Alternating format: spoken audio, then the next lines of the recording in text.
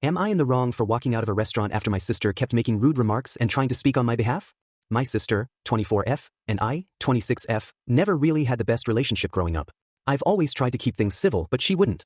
She has always been rude to me and acts like she's my personal lawyer, speaking on my behalf without my consent. For context, I'm on the spectrum.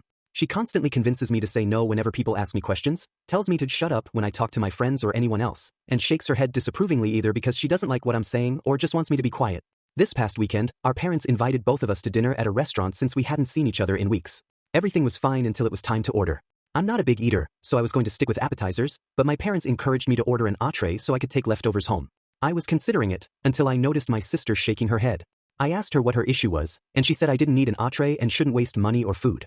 My parents immediately shut her down, telling her that wasn't her concern and that I could order whatever I wanted. So, I ordered an entree I liked.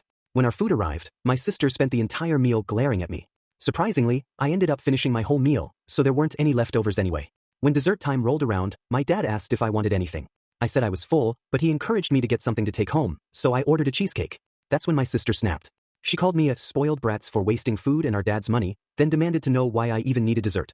My dad tried to calm her down and even said she could get dessert too, but that only made her angrier. She started throwing insults, calling me a fat pig, which makes no sense since I'm only about 115 pounds, a yes woman, whatever that means, and kept ranting about me wasting money. At that point I was done. I didn't want to sit there and deal with her anymore, so I got up and left. My parents begged me to stay since we had planned to get coffee afterward, but I couldn't, not if she was still there. I even changed my mind about dessert. When I got home, my parents called to apologize on my sister's behalf. My mom said I shouldn't have let her get the better of me by walking out.